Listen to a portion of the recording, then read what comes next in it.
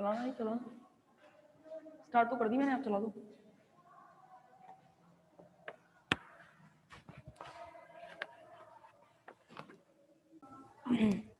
Simple simple से समाकलन के फॉर्मूले देखने के बाद एक दो क्वेश्चन करके, अच्छा देख लो भाई, इनको और देख लेना जो काम के हैं। साइन एक्स, अच्छा बताओ साइन एक्स किसका अवकलन है? कॉस एक्स का। साइन एक्स किसका अवकलन है? कॉस एक्स का अवकलन होता है माइनस के साइन एक्स, तो साइन एक्स का समाकलन होगा प्लस के कॉस एक्स। वैसे अगर कॉस एक्स की बात करें तो कॉस एक्स का होगा माइनस के साइन एक्स। ये याद कर लेना, बाकी कुछ और काम के आते नहीं है, ये इंपॉर्टेंट फॉर्मूले जो मैं लिखवा दी हुए हैं। इसके अलावा और तो बहुत सारे हैं समाकलन के फॉर्मूले, पर काम एक भी नहीं आना आपके, ठीक है। अब देखो भाई, क्वेश्चन एक साथ कर लेंगे समाकलन के, देखना फटाफट। आगे जो बात कर रहे हैं वो बात करें हम परमुटेशन और कॉम्बिनेशन की। किसकी? परमुटेशन एंड कॉम्बिनेशन, क्रमचय एवं संचय। इसमें से बहुत सरल सरल से क्वेश्चन आते हैं, उनको सरल करने का तरीका मैं आपको बताती हूं कैसे करोगे आप।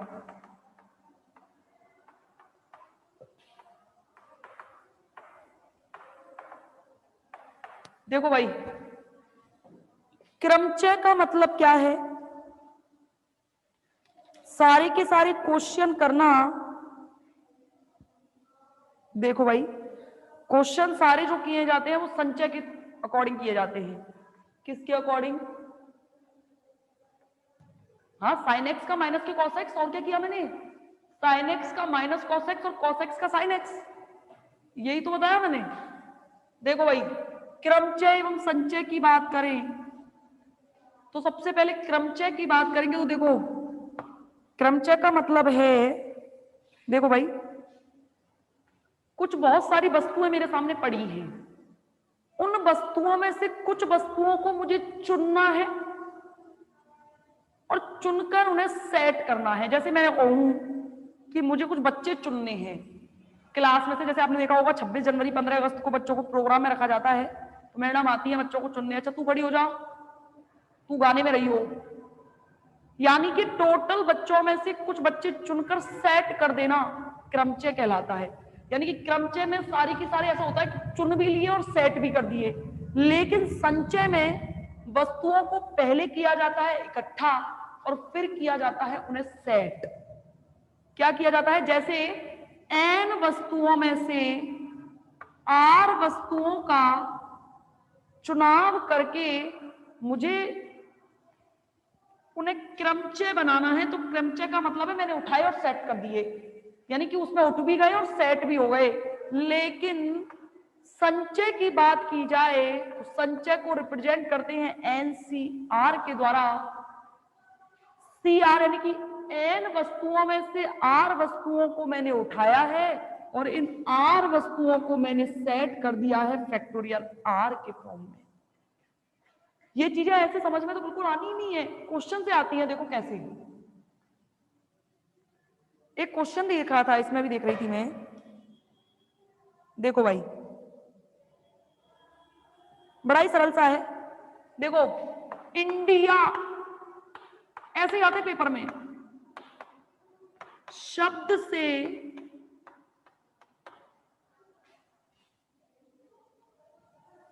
इंडिया शब्द के अक्षरों से कितने शब्द बनाए जा सकते हैं?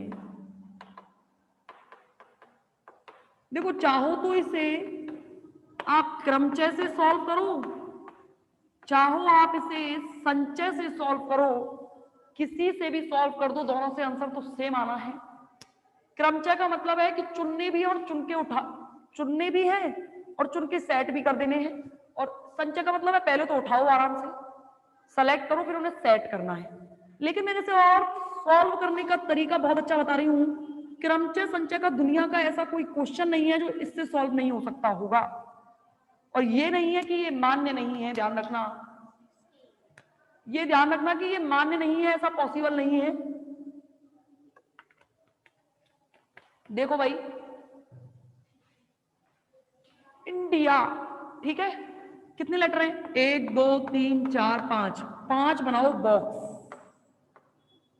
सबसे बेस्ट तरीका जो मैं अब तक मैंने कॉम्पिटिशन एग्जाम्स में फॉलो किया है, सबसे बेस्ट तरीका, इससे बढ़िया कोई शब्द हो ही नहीं सकता है, तरीका कोई हो ही नहीं सकता है क्रमचय संचय को सॉल्व करने का।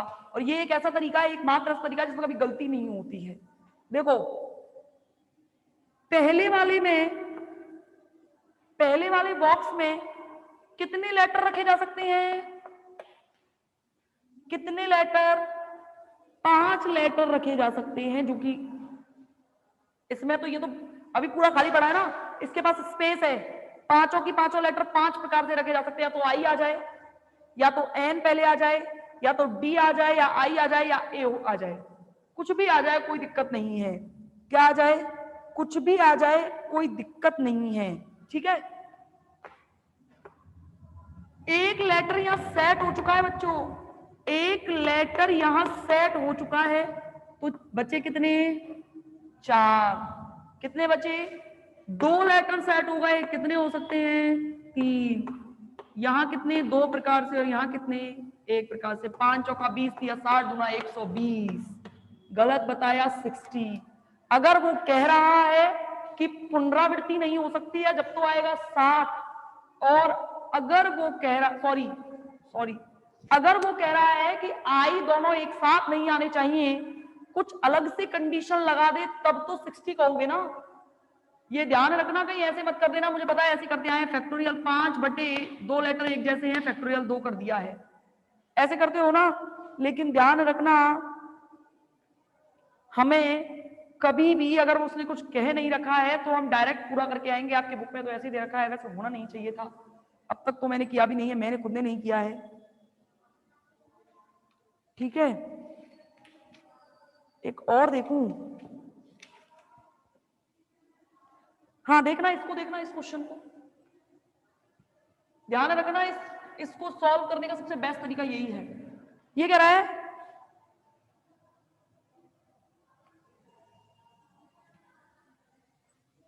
बनाना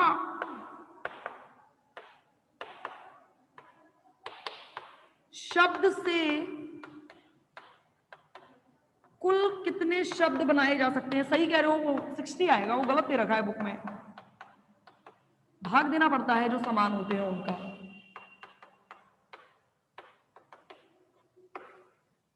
कुल कितने शब्द बनाए जा सकते हैं? हाँ 60 है, वो 60 है, वो इसमें बुक में गलत दे रखा है। देखो भाई, बनाना के लिए सेम, पहले टोटल शब्द निकाल लेते हैं।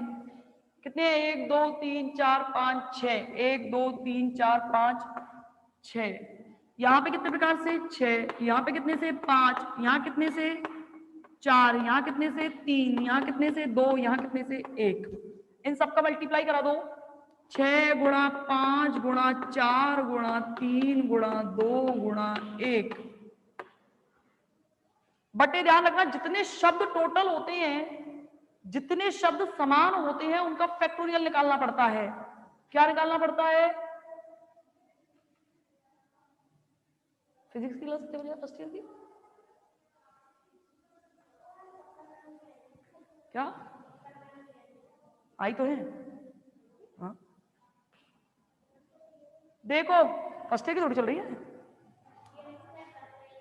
10 से 11 है, ठीक है। कितने लेटर समान है? 1 2 3 लेटर समान है, तो 3 लेटर समान है तो फैक्टोरियल 3 का भाग, और 2 लेटर समान है तो फैक्टोरियल 2 का भाग। 3 तो ए समान है और 2 एन समान है। समान के लिए क्या लगाते हैं? यही देखो। सॉल्व कैसे करोगे? फैक्टोरियल को खोलने का तरीका, फैक्टोरियल 3 को खोलने का तरीका है 3 गुणा 2 गुणा 1, और फैक्टोरियल 2 को खोलने का तरीका है 2 गुणा 1। उल्टा खोलते हैं, 2 गुणा 1 से 2 गुणा 1 गया, इस 2 से ये 2 बार गया, इस 3 से ये 3 पूरा कट गया, कितने बचे? 6 पंजे 30 दूनी 60। कितने टोटल शब्द हैं? 60। 60। इसको सॉल्व करो फटाफट से। ऑरेंज, बायो वाले बच्चों, ऑरेंज शब्द से कितने शब्द बनेंगे? जल्दी करो सॉल्व। ऑरेंज से कितने शब्द बनेंगे कुल टोटल?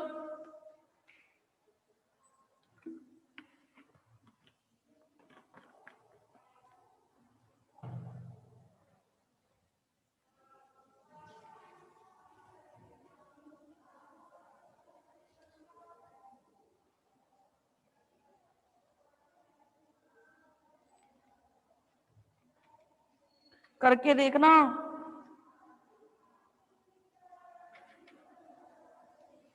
हो जाते हैं, बहुत सरल सरल से क्वेश्चन आते हैं। कितना? बायो वालों 720 सही है।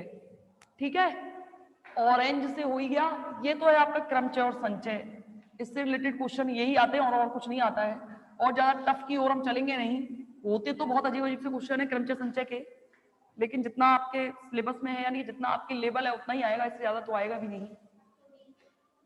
ठीक है, अब देखना फटाफट से, टाइम नहीं है वैसे तो। प्रायिकता, प्रोबेबिलिटी। प्रोबेबिलिटी का मतलब ये है कि संभावनाएं क्या क्या हो सकती हैं।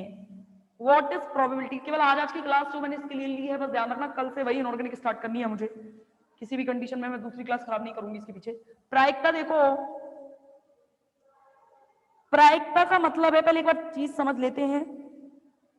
देखो, एक क्वेश्चन से समझा देती हूं, वैसे तो क्या को फंसना है, एक क्वेश्चन से समझा सकती हूं। अच्छा देखो, अच्छी तरह फेंटी हुई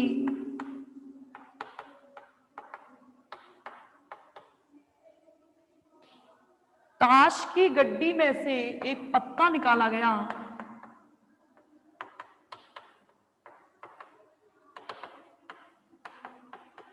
एक पत्ता निकाला गया।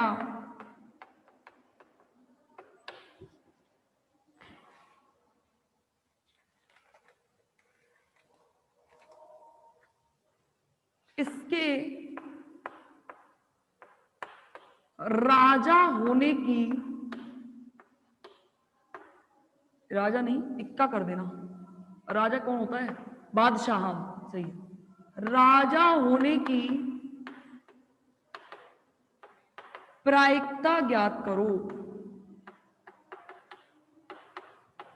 देखो भाई, एक पत्ता निकाल रहे हो, क्या निकाल रहे हो?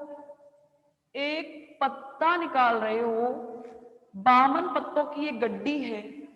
ध्यान रखना कैसे करते हैं, अनुकूल फॉर्मूला होता है प्रायिकता निकालने का, प्रोबेबिलिटी निकालने का, अनुकूल परिस्थितियां बटे कुल परिस्थितियां।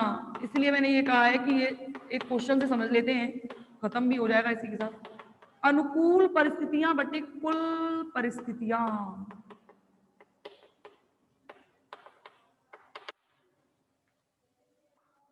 देखो भाई,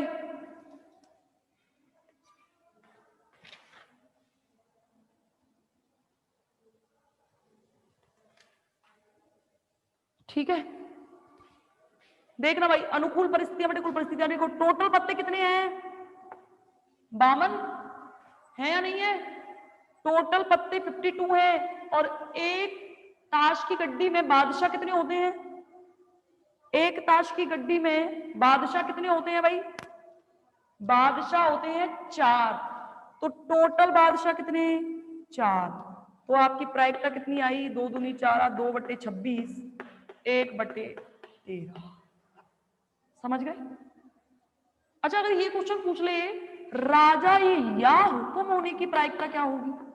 इसे निकाल के बताना फटाफट। ये अगर निकाल लिया तो खत्म हो गया क्वेश्चन। राजा या हुक्म होने की प्रायिकता क्या है?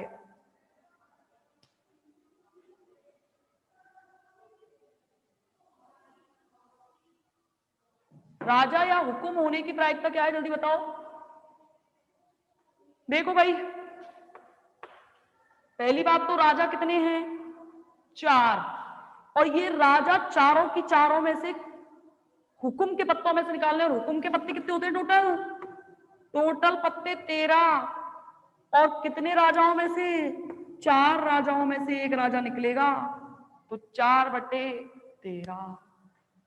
समझ गए? ठीक है, ये तो खत्म हो गई आपकी, बस इतना ही मुझे समझाना था। अवकलन समाकलन पे मेरा मेन फोकस था।